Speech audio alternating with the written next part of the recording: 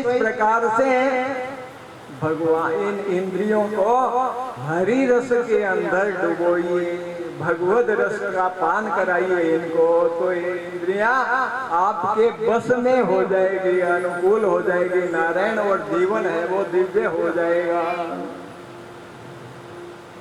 तो इस प्रकार से ये इंद्रियां जीव की दुर्गति करा देती है। अस्तु वो सब चली गई धन आदि लेकर। अब क्योंकि धुंधकारी था, वो दुष्ट प्रकृति का था, दुर्गति को प्राप्त हुआ, प्रेत बना। प्रेत बना और वायु भोजी बड़ा दुखी रहता था। इधर गोकर्ण जो है वो तीर्थ यात्रा में थे, तो उनको समाचार मिला कि धुंधकारी मर गया, तो उन्होंने उनके लिए गया श्राद्ध किया कि उसका कल्याण हो जाए। संत ये देखते हैं सबका ही तो सबका भला हो। सब सर्वे भद्राणि पश्यन्तु मा कश्चित् दुःख भाग् भवेत्। सब कल्याण को देखे, सबका ही तो सबका भला हो। तो इस प्रकार एक दिन प्रसंग वसे गोकर्ण चलकर वहां घर पर आए। घर पर आकर उन्होंने देखा, रात्रि में शयन किया और किसी को पता चला नहीं, शाम के समय आए थे। तो रात्रि में सोए घर में, तो उन्होंने देखा कि उनको कभी वो प्रेत है ना, वो भैंसे का रूप धर के, कभी मेंढे का रूप धर के, कभी भी अग्नि का रूप धारण करके डराता दिखाता। अब गोकर्ण ने सोचा कि निश्चय ही कोई दुर्गति वाला है। उन्होंने पूछा कि भाई आप कौन हो, क्या बात है, मेरे को स्पष्ट करके बताओ। तो वो संकेत करता, बोल नहीं पाता। तो गोकर्ण ने हाथ में जल लिया और जल लेकर उसके ऊपर छींटे दिए। जब छींटे दिए तो उसने कहा, अहम धुंधकारी अहम भ्राता त्वदीयोऽस्मि, कि मैं तुम्हारा भाई हूँ और इस तरह से अनाचार के कारण मेरी ये दुर्गति हो गई है। भाई मुझे बड़ा कष्ट है, बड़ा दुखी हूँ, मैंने बड़े उल्टे उल्टे कर्म किए, पर आप संत हो, साधु हो, तो किसी तरह से मेरा उद्धार कीजिए, मुझे बड़ी वेदना हो रही है। तो गोकर्ण कहने लगे कि मैंने तुम्हारे लिए गया श्राद्ध किया, तो क्या उससे भी तुम मुक्त नहीं हुए? तो बोले, गया श्राद्ध सताइनापि नैमे मुक्तिर् भविष्यति। 100 श्राद्ध करो तब भी मेरी मुक्ति नहीं होगी। तो गोकर्ण कहने लगे कि भाई तब तो तुम्हारी मुक्ति कठिन है, कोई बात नहीं, आप निर्भय होकर विश्राम करो, मैं तुम्हारे कल्याण का कोई उपाय है वो निश्चित करूंगा।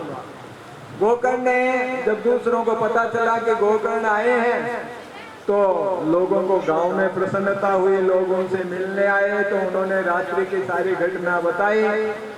तो पंडितों ने बताया कि ऐसा करो, इसका तो और कोई उपाय तो पता नहीं, भगवान सूर्य से ही उपाय पूछा जाए।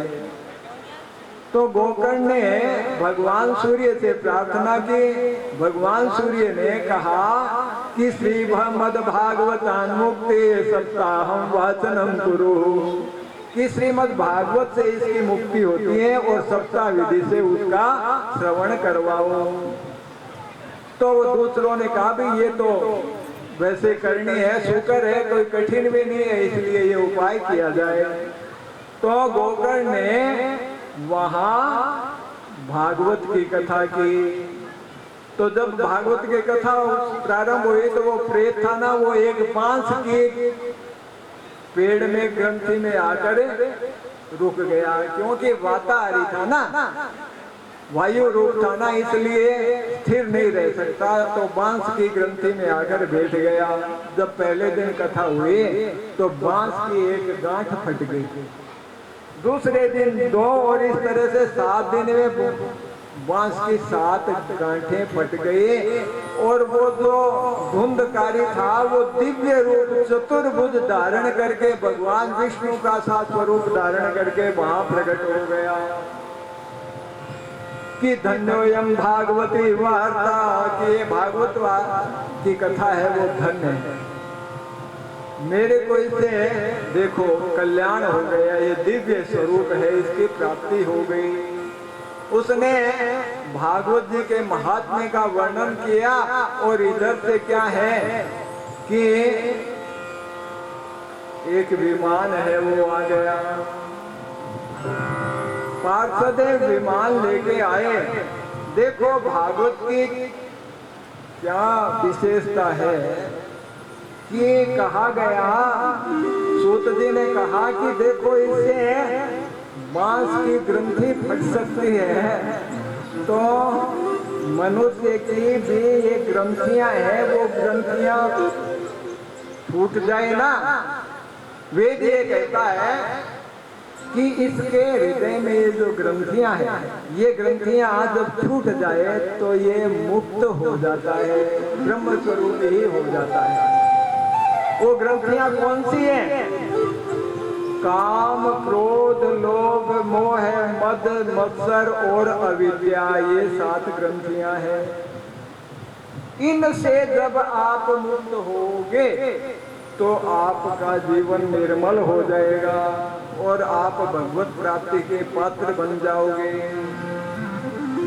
तो इनको भगवान गीता में कहते हैं कि त्रिविधम नरकस्येदम द्वारम नाशन महात्मनः कामे क्रोधे तथा लोभे तस्मादेतत्रयम् त्यजेत्, कि 3 नरक के दरवाजे हैं। कौन कौन से?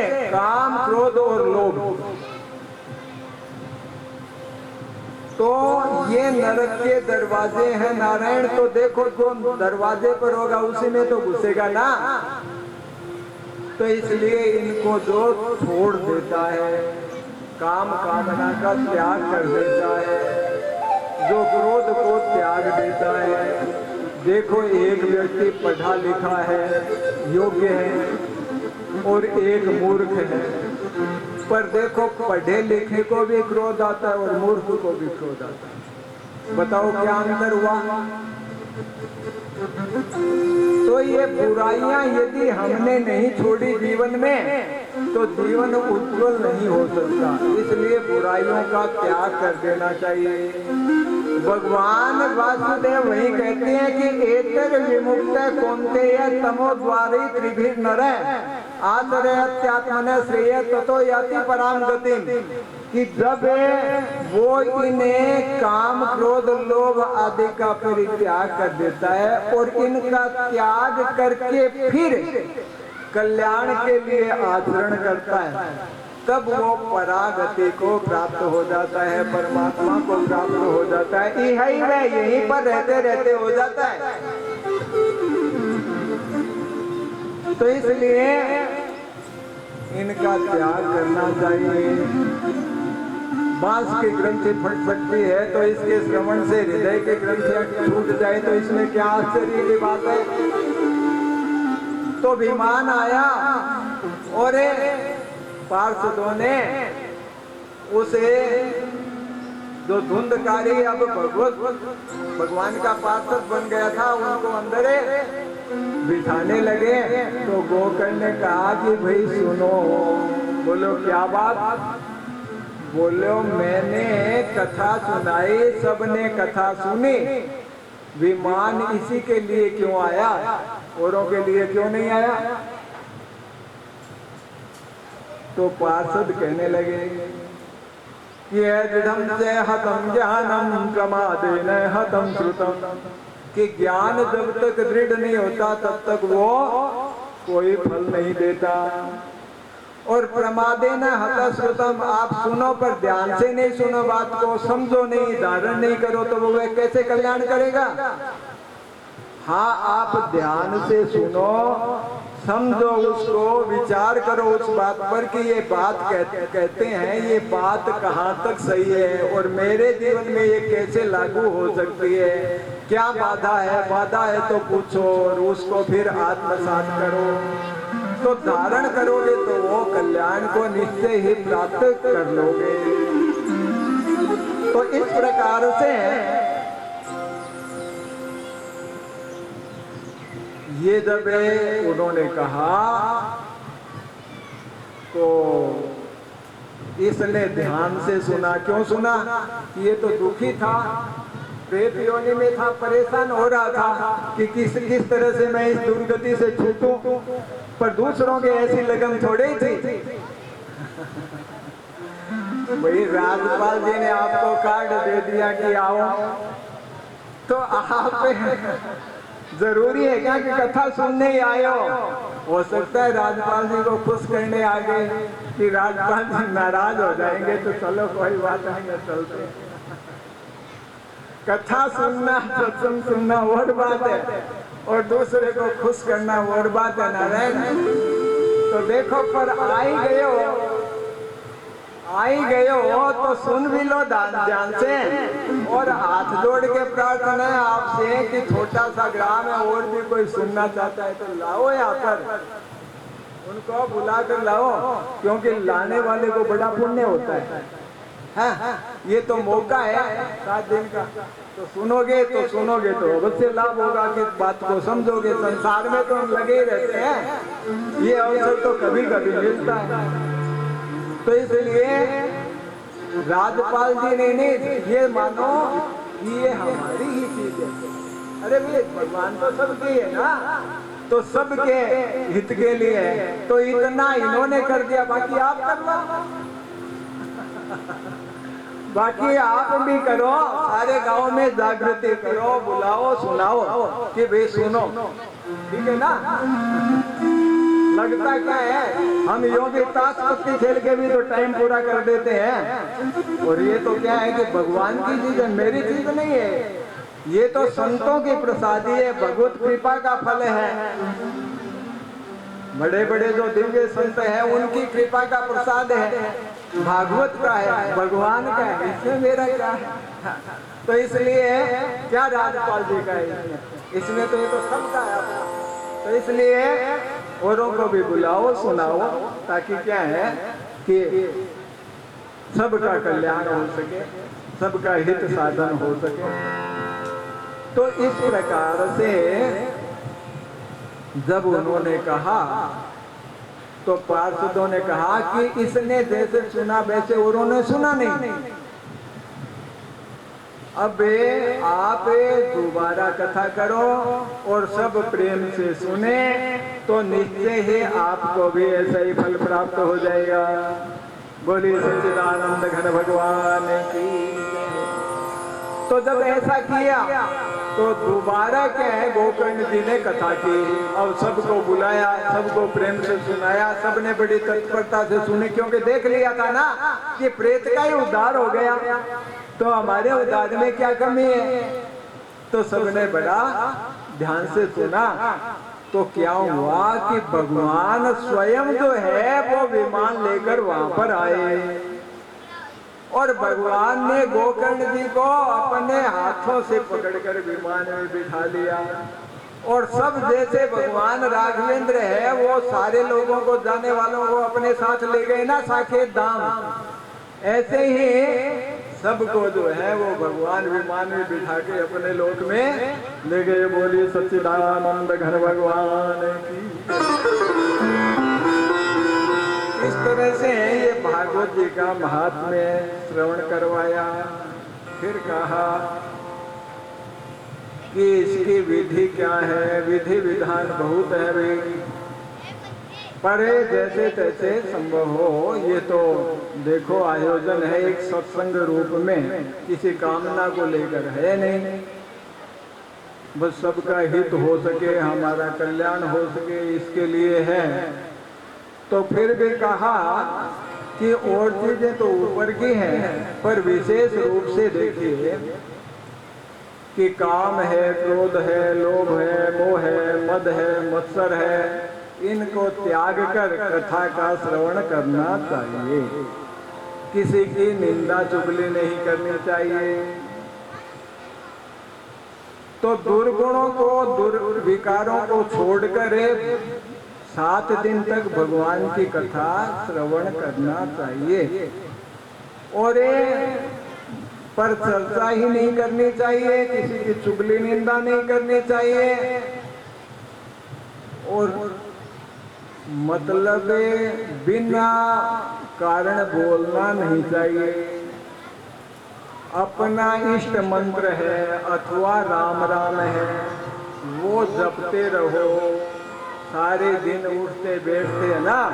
ये मानो कि ये 7 दिन है ना, ये हमने परमात्मा को समर्पित कर दिए। ये 7 दिन हम परमात्मा का ही चिंतन, भजन, नाम जो है वो लेते रहेंगे, तो ये 7 दिन जो है वो सफल कर, कि 7 दिन तक जो है ना हम यही करेंगे। तो उठते बैठते भगवान का ध्यान, भगवान का नाम ये लो और बुरी चीजों से छूट जाओ। दया है, कृपा है, दुर्गुणों का त्याग करके सद्गुणों को धारण करना है, ये इसका उद्देश्य है। इस प्रकार से सनकादिक ऋषियों ने महात्म्य सुनाया। तो वहां पर क्या हुआ कि सुखदेव जी भी प्रकट हो गए, उद्धव जी आ गए, इंद्र आ गए, वो मृदंग बजाने लगे और वहां पर कीर्तन होने लगा। और भगवान भी जब वहां पर आ पहुंचे, भक्तों ने भगवान से प्रार्थना की। भगवान ने कहा कि बोलो भाई क्या मांगते हो। तो भक्त लोग कहने लगे कि प्रभु जहां भागवत हो ना, वहां पर आप स्वयं पधारे। तो जहाँ भागवत होते हैं वहाँ भगवान रहते हैं, आते हैं। भगवान भाई देखो नेत्रों से नहीं दिखाई दे, पर भगवान तो सब जगह हैं। और ये वरदान उनको उन्होंने दिया। और सुखदेव जी ने जो है अपने इस भागवत के अंदर भक्ति और ज्ञान वैराग्य को स्थापित किया, जिसको सुनने से ये ज्ञान भक्ति श्रोता के हृदय में आ जाते हैं। श्रीमद् भागवतम पुराण तिलकम यद वैष्णवानां धनम, यस्मिन् पारमहंसमेव ममलं ज्ञानं परं गीयते। यत्र ज्ञान विराग भक्ति सहितं नैष्कर्म्यमाविष्कृतं, तच्छृण्वन् प्रपठन् विचारण परो भक्त्या विमुच्य नरः। कि ये भागवत महापुराण पुराणों का तिलक है, श्रेष्ठ है सब में, और वैष्णवों का परम धन है। इसके अंदर ज्ञान का वर्णन हुआ है। कौन सा ज्ञान? परमहंसों को जो प्रिय है। यहाँ पर भक्ति, ज्ञान और वैराग्य जो इसको श्रवण करता है, पढ़ता है, तो वो उसके हृदय में आ जाते हैं। तो भक्ति पूर्वक ऐसा करने से विमुच्य नर है कि मनुष्य संसार के बंधन से मुक्त होकर सदा सदा के लिए आनंदित हो जाता है। इस प्रकार महात्म्य सुनाया। और फिर उसके बाद भागवत कथा, भागवत पुराण प्रारंभ होता है। जन्माद्यस्य यतोऽन्वयादितरतश्चार्थेष्वभिज्ञेश्वराट् तेने ब्रह्महृदाय आदिकवये मुह्यन्ति सूरयः। तेजो वारिमृतां यथा विनिमयो यत्र त्रिसर्गो मृषः, धाम्ना स्वेन सदा निरस्तकुहकं सत्यं परं धीमहि। धर्म प्रोज्झित केतवोऽत्र परमो निर्मत्सराणां सतं, वेद्यं वास्तवमत्र वस्तु शिवदं तापत्रयोन्मूलनम्। श्रीमद्भागवते महामुनिकृते। तो इस प्रकार से देखिए कि जन्माद्यस्य यतोऽन्वयादितरतश्चार्थेष्वभिज्ञेश्वराट्, जिस परमात्मा से इस संसार की उत्पत्ति होती है, और संसार उनके कारण ही इस स्थिति में रहता है। हमें दिखाई देता है कि संसार है, ये है पना किसका है? परमात्मा का है। तो जिससे उत्पन्न होता है, जिसमें रहता है और उसी में लीन भी हो जाता है, और वो सभी सद्वस्तुओं में सबके साथ अन्वित है, फिर भी वो असत से अलग है, रहकर भी अलग है। इस प्रकार से उसने अपने संकल्प से ही ब्रह्मा जी के हृदय में ज्ञान का प्रादुर्भाव कर दिया, अपने संकल्प मात्र से, जिसमें बड़े बड़े विद्वान भी मोहित हो जाते हैं।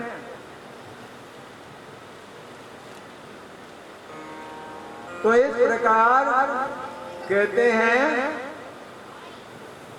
तेजो वारिमृदा यथा विनिमयो यत्र त्रिसर्गो मृषः, ये संसार असत है, मिथ्या है, कल्पना मात्र है, पर उस परमात्मा की सत्यता से सत्य लगता है। जैसे देखो, कोई धनवान व्यक्ति है ना, वो पीतल की अंगूठी पहन ले तब भी लोग कहेंगे कि ये सोने की है। तो ये परमात्मा की सत्यता से सत्य लगता है, सत्य है नहीं।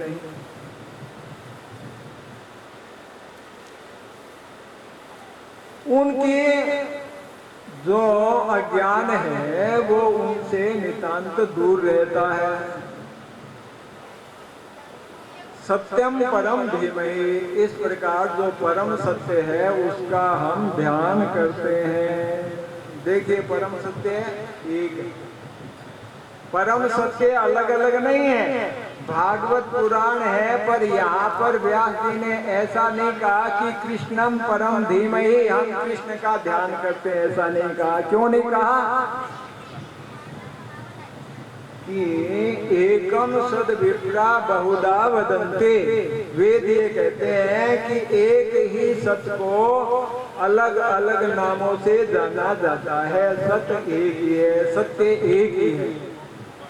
इसलिए सत्यम परम धीमहि, हमारे यहाँ परमात्मा है वो अलग अलग नहीं है, अलग अलग उसके रूप हैं। शिव अलग दिखते हैं, विष्णु अलग दिखते हैं, राम अलग दिखते हैं, कृष्ण अलग दिखते हैं, देवी अलग दिखती है। ये अलग अलग देवी देवता दिखते हैं, पर सब में एक ही। परमात्मा कितने हैं? परमात्मा एक ही है, अनेक नहीं है। एकम सत, एक ही सत्य। इसलिए कहा कि सत्यम परम धीमहि, हम उस परम सत्य का ध्यान करते हैं, उसको प्रणाम करते हैं।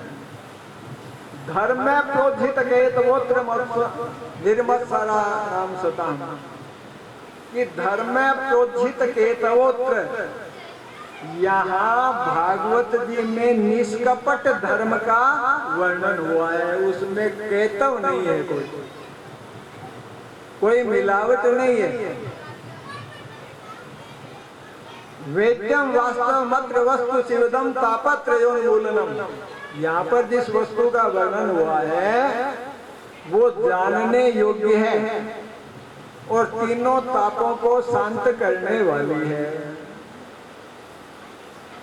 श्रीमद् भागवते महामुनि कृते, भगवान की ये जो भागवत पुराण है, कथा है, कि सत्यो हृदयवरुध्यते त्रिकृतिभिः शुश्रूषुभिस्तत्क्षणात्, कि जब श्रोता इसको सुनना चाहता है, सुनने का निश्चय करता है, तो कहते हैं कि भगवान स्वयं उसके हृदय में आकर विराजमान हो जाते हैं। मानो भगवान कथा के इतने प्रेमी है कि वो ही श्रोता के हृदय में बैठकर कथा का श्रवण करते हैं। तो मानो कि भगवान ही हमें इस कथा में ले आए हैं, इसलिए इसका पान कीजिए भगवत भाव से। निगम कल्पतरोर्गलितं फलं सुखमुखादमृतद्रव संयुतं पिबत भागवतं रसमालयं मुहुरहो रसिका भुवि भावुका। कि निगम कल्पतरोर्गलितं फलम, ये वेद रूपी वृक्ष का, पेड़ का पका हुआ फल है। जब फल पक जाता है तो वहां से गिर जाता है। सुखदेव जी भी वेद रूपी वृक्ष के नीचे गए तो वेद भगवान ने देखा कि सुखदेव जी आए हैं, तो उन्होंने ये अपना भागवत रूपी फल उनको दिया। देखो, फल जो होता है, तोता जिस फल को खाता है वो फल विशेष रूप से मधुर होता है। तो सुख मुखाद अमृत द्रव संयुतम, सुखदेव जी के मुख से निश्रित होने के कारण ये कथा अमृत स्वरूप है, मधुर है। इसलिए पिबत भागवतम रसमालयम, ये जो बिना गुंठली का फल है इसमें रस ही रस है। इसलिए आलयम, जब तक जीवन है तब तक इसको पीते रहो, पीते रहो, तो जीवन धन्य धन्य हो जाएगा। मुहुरहो रसिका भुवि भावुका, कि हे भावुक सज्जनों, बार बार इसका पान करते ही रहो। कब तक करते रहो? कि भाई चाय कब तक पीते हो? कि जब तक जीवन रहता है, तो जब तक जीवन रहता है इसका पान करते रहो। इस प्रकार से बात वही है कि 88,000 ऋषियों का सत्र है, यज्ञ करते हैं, सूत जी से वो कथा सुनते हैं, तो कहने लगे किम श्रेय शास्त्र सारम कम, कि श्रेय क्या है? ये सूत जी, श्रेय जो है ना, वो जीवन में श्रेय पदार्थ है, वो क्या है? कल्याण किससे हो सकता है? शास्त्रों का सार क्या है? स्वावतार प्रयोजनम, भगवान के अवतारों का क्या प्रयोजन है?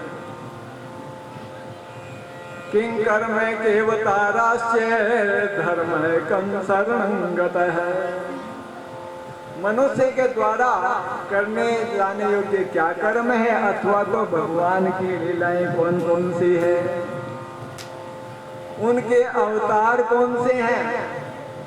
और जब भगवान धराधाम को त्याग कर चले गए तो धर्म कम शरणंगत है, धर्म किसकी शरण में गया?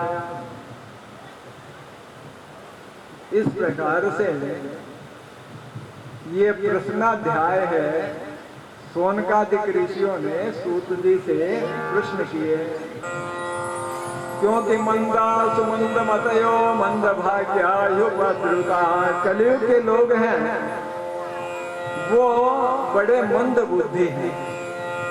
देखो, सोनक जी मंद बुद्धि कहते हैं, पर हम देखते हैं आज तो लोग बड़े बुद्धिमान हैं। बच्चे जो पैदा होते हैं वही उनका दिमाग भी कंप्यूटर जैसा है। तो ये बात विपरीत कैसे है? तो कहते हैं विपरीत नहीं है। कलियुग में मनुष्य क्या है कि जो न करने योग्य कर्म है वो तो करता है, जो करने योग्य है वो छोड़ देता है। क्योंकि कलियुग में मुक्ति बड़ी सस्ती है, आसानी से मिल सकती है, तो वो उधर नहीं जाता, संसार की तरफ दौड़ता है। इसलिए मंद बुद्धि है।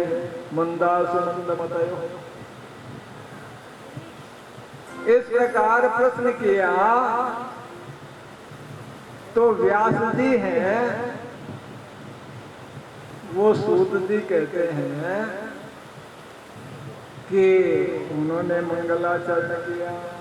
यम प्रव्रजन्तमनुपेतमपेत कृत्यं द्वैपायनो विरह कातर आजुहावे, पुत्रेति तन्मयतया सर्वो विनेदो सर्वभूत हृदयं मुनिमानतोऽसि यस्वानुभाव श्रुति सारव अध्यात्म दीपमतितेषु संसारिणां करुणया है पुराण गुह्यं तं व्यास सोनमुपयामि गुरो मुनिना। कि वो सुखदेव जी की वंदना करते हैं। सुखदेव जी कितने विरक्त हैं। उन्होंने इसे पुराण को, कैसा है पुराण कि यस्वानुभावमखिलं श्रुति सारमेकं, जो संपूर्ण शास्त्रों का सार है और अपने स्वरूप का अनुभव कराने वाला है। इसका आश्रय लेने से अपने स्वरूप का अनुभव हो जाता है। ऐसी अद्भुत महिमा है। संसारियों के लिए करुणा करके ये जो गोपनीय पुराण है उन्होंने कहा। ऐसे व्यास जी के पुत्र सुखदेव जी को नमन करते हैं। फिर नारायणं नमस्कृत्यं नरं चैव नरोत्तमं देवीं सरस्वती व्यासं ततो जयमुदीरये। सब प्रणाम कीजिए। भगवान नारायण को नमस्कार करके देवी सरस्वती को, नारायणं नमस्कृत्य नरं चैव नरोत्तमं, नर नारायण है ना, उनको प्रणाम करो। देवी सरस्वती को, व्यास जी को और भगवती शारदा को नमन करके इस पुराण का वाचन करना चाहिए। इस तरह से मंगलाचरण करके कहते हैं सैवै पुंसां परो धर्मो यतो भक्तिरधोक्षजे हेतु क्या अप्रतिहता ये आत्मा संप्रसीदति।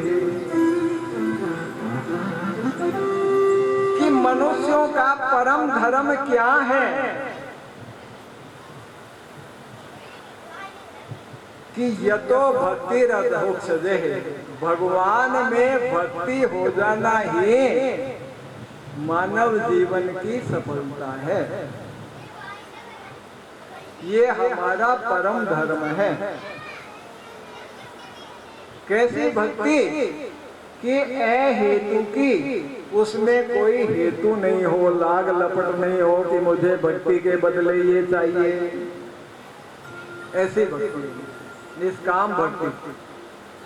हेतु की अप्रतिहता, वो बीच में बाधित नहीं होनी चाहिए, लगातार होनी चाहिए।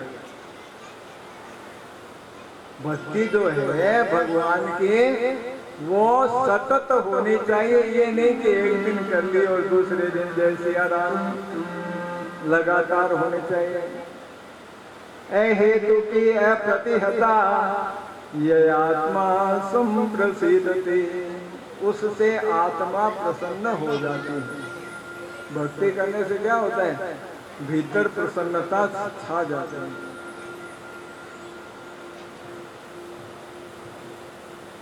वासुदेवे भगवते भक्ति योग प्रयोजित नोत्पादयते रते श्रमये वही केवलम। भगवान की भक्ति की और भक्ति करने से यदि उनमें प्रेम नहीं हुआ तो वो भक्ति केवल मात्र श्रम ही है, परिश्रम ही है। प्रेम जगना चाहिए भगवान से। प्रेम से जो है, भगवान से प्रेम हो गया तो उससे कल्याण होता है।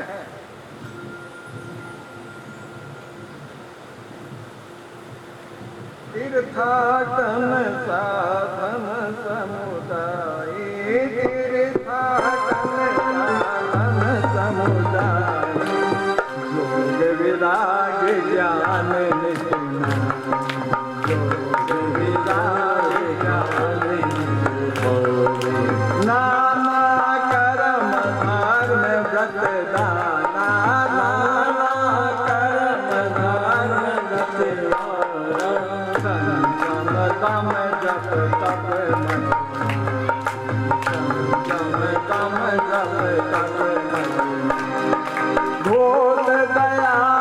के गुरु शिवनाई, भूत दया के गुरु शिवनाई, विद्या विनय विवेक विद्या विनय विवेक मोई। जह लगी साधन वेद पठाने, जह लगी साधन वेद पठाने, सब कर फल हरि भगति करो, सब कर फल हरि भगति करो, कर फल हरि भगति करो। कि आपने तीर्थ यात्रा की, योग किया, वैराग्य किया, ज्ञान प्राप्त किया, अनेक प्रकार के कर्म किए, धर्म किए, विद्या प्राप्त की, आप में विनयशीलता भी है, विवेक भी है, आपकी प्रशंसा भी होती है, आपने जीवों पर दया भी की, पर नाना कर्म व्रत है, दान है, संयम है, दम है, जप है, तप है, मठ है, यानी हवन है, ये अनेक साधन है। पर जह लगी साधन वेद बखानी, जहाँ तक वेदों ने इन साधनों का वर्णन किया है ना, सब कर फल हरि भगति भगवान। सबका फल क्या है? भगवान में प्रेम होना।